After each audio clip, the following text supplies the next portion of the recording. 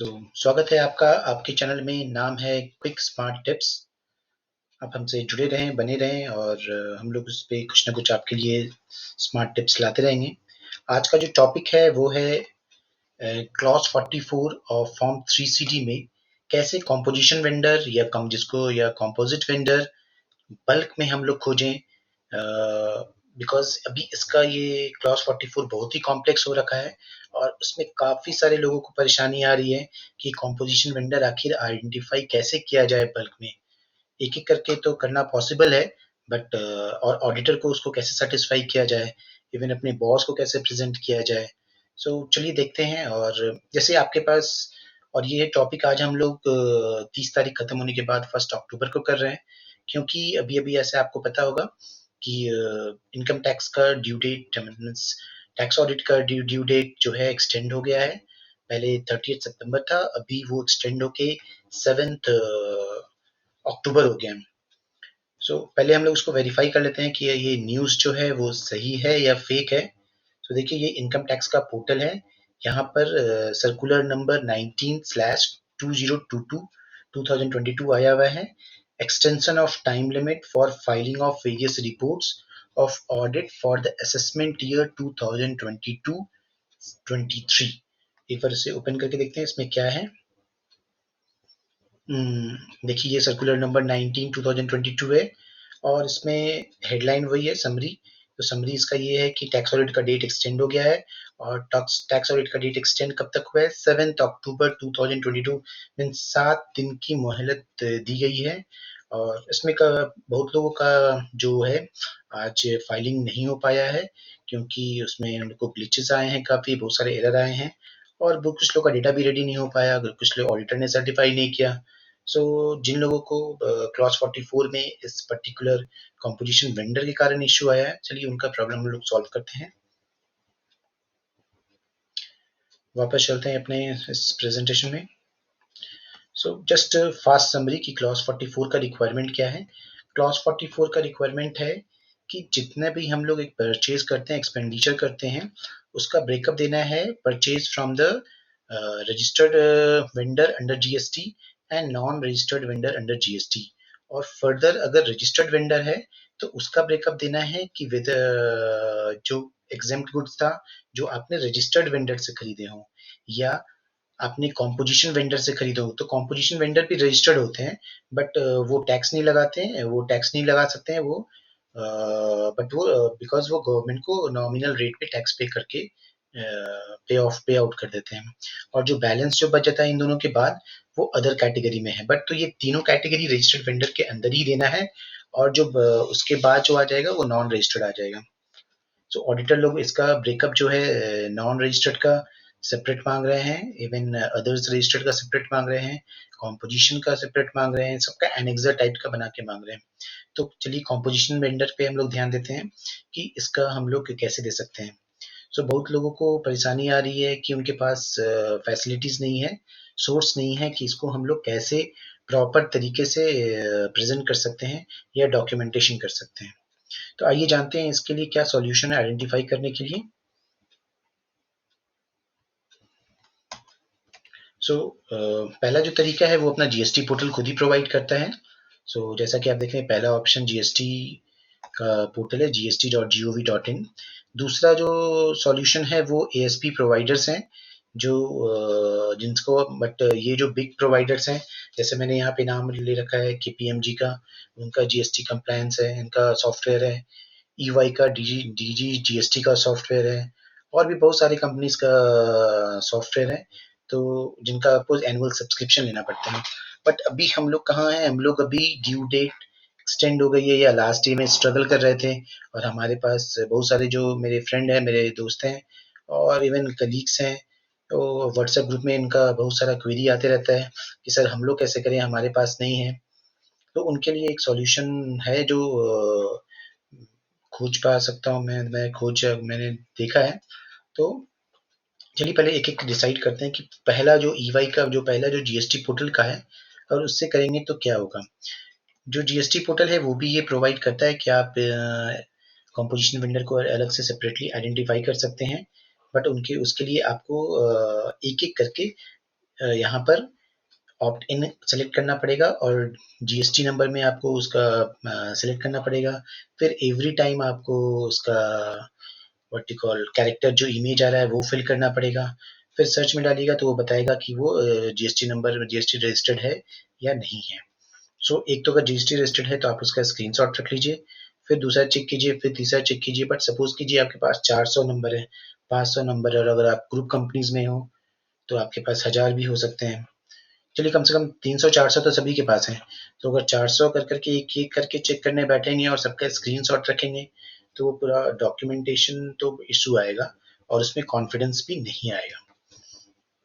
दूसरा तरीका जो है वो सॉफ्टवेयर प्रोवाइडर है, जो एएसपी सॉफ्टवेयर प्रोवाइडर है। तो अगर आपकी कंपनी आपको ये फैसिलिटी दे रही है या आपने इनका सब्सक्रिप्शन ले रखा है तो और इस तरह के बहुत सारे सॉफ्टवेयर हैं, ईवाई का है, केपीएमजी मैंने दो का केपी को ईवाई मैं यूज कर रहा हूँ, वो काफी अच्छा सॉफ्टवेयर है। बट इन लोग में क्या इशू है कि इनके लिए वाइट लिस्टिंग करना पड़ता है और एनुअल सब्सक्रिप्शन लेना पड़ता है। तो अब जैसे मैं अभी रात में बैठ के या मैं कोई बना रहा हूँ ये रिपोर्ट और मुझे इमीडिएट अब चाहिए या मेरे मुझे अभी क्लिक किया कि मुझे ये आइडेंटिफाई करना पड़ेगा, सो अभी तो नहीं कर सकता, सब्सक्रिप्शन नहीं ले सकते हैं। तो उनके इसका सॉल्यूशन क्या है, इमीडिएट सॉल्यूशन क्या है? सो इमीडिएट जो सॉल्यूशन है तीसरा वो online cloud GST solution providers है।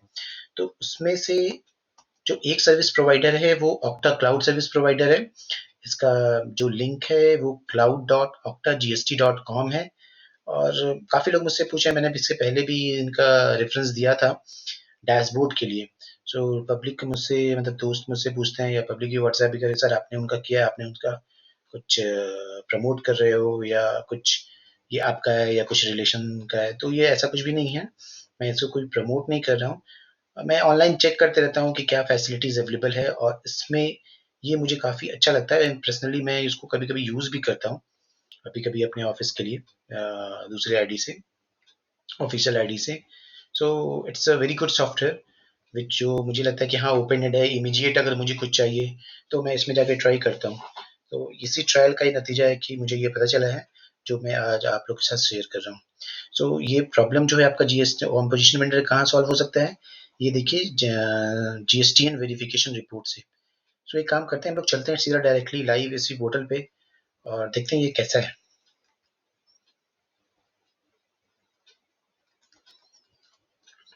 तो ये उसका पेज आ गया, सिंपल सा पेज है ऑक्टा क्लाउड लॉगिन। अगर आपने लॉगिन नहीं कर रखा है तो आप रजिस्टर कर लो और कर रखा जैसे मैंने पहले से बना के रखा है।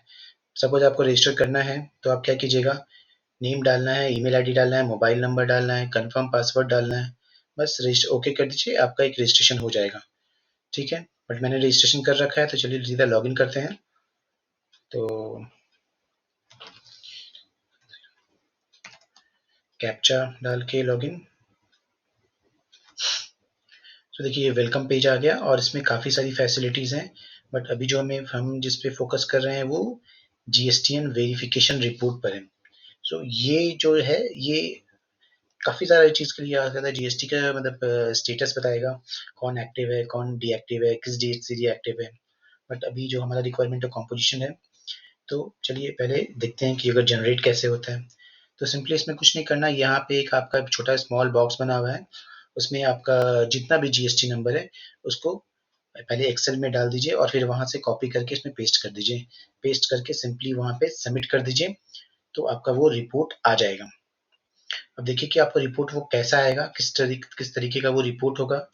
तो वो रिपोर्ट देखिए, मैं एक सैंपल इनका रिपोर्ट निकालता हूँ, इन्होंने दे भी रखा है काफ़ी अच्छे से कि वो किस टाइप का रिपोर्ट आएगा आपका। तो देखिए जब आप वहाँ से रिपोर्ट जनरेट कीजिएगा तो ये तो डमी डेटा है, विप्रो का डेटा है। विप्रो का जैसे विप्रो का जीएसटी नंबर आ गया, विप्रो का नाम आ गया, वो उसने कब से रजिस्ट्रेशन है, अभी अभी का एक्टिव क्या है, स्टेटस क्या है, एक्टिव है या इनएक्टिव है या इवन कैंसिल हो गया है। जैसे आप यहाँ पे होटल वेस्ट व्यू दिखा रहा है वो कैंसिल हो गया है। टैक्स पेयर में भी बता रहा है रेगुलर है या एससीजेड है और कॉम्पोजिशन है। सो हमारा जो अभी फोकस है वो कॉम्पोजिशन है, इसके अलावा नॉन रेसिडेंट भी बताता है, फॉरेन एम्बेसी भी बताता है, टैक्स डिडक्टर है, टैक्स कलेक्टर है, मतलब किस टाइप से वो रजिस्टर्ड हुआ है जीएसटी गवर्नमेंट डिपार्टमेंट के साथ में, वो सीधा पुल करके लाएगा जीएसटी वेबसाइट से और आपको यहाँ पे पब्लिश कर देगा। फिर एड्रेस वैड्रेस है। सो अभी जो मेरा जो अभी मुझे क्लॉज 44 का रिक्वायरमेंट है क्या है, सिंपली मुझे क्या करना है कि मुझे अपना जीएसटीएन नंबर से ये रिपोर्ट आ जाएगा और अपना इनवर्ड रिपोर्ट जो है, परचेज रिपोर्ट जो है, उसके जीएस वेंडर के जीएसटी नंबर से सीधा वहां से पुल कर लेंगे टैक्स पेयर टाइप, और वहां पे जो कॉम्पोजिशन आएगा वहां से हम लोग उसका समरी बना लेंगे कि कॉम्पोजिशन वेंडर से, और या उसका शेड्यूल बना लेंगे कि कॉम्पोजिशन वेंडर से हमने कितना परचेज किया है, और वो सिंपल एनेक्सर के रूप में प्रेजेंट कर सकते हैं और अपने डेटा को सब्सटैंशिएट कर सकते हैं। एक बार वापस चलते हैं। सो ये जैसे आपने देखा रजिस्ट्रेशन का प्रोसीजर मैं ऑलरेडी दिखा चुका वहां पर कितना फास्ट ये काम करता है। जैसे मैंने 303 निकाला था किसी काम के लिए, 7 सेकंड में आया था ये रिजल्ट। 89 जीएसटी नंबर निकाला था, 3 सेकंड में आया था। मीन्स ये आपका पूरे दिन का मेहनत बचा देगा, डेटा को प्रेजेंट फॉर्मेट में ला के दे देगा और आपका कॉन्फिडेंस बढ़ा देगा। इवन आप अपने बॉस के पास रिव्यू कराने के लिए जाते हो तो भी आपको कॉन्फिडेंस रहेगा, उसको बेटर प्रेजेंटेशन देना पड़ता है। सो देखिए, जब आप ये ओपन करते हो, जब आप इसमें रजिस्टर करोगे तो ये आपको वैलेट में 10 रुपीज ट्रांसफर करेगा नॉमिनल। सो इनका एक फिक्स्ड है कि आप जब भी कुछ क्वेरी करोगे तो ये क्या है, क्वेरी बेस्ड सॉल्यूशन है।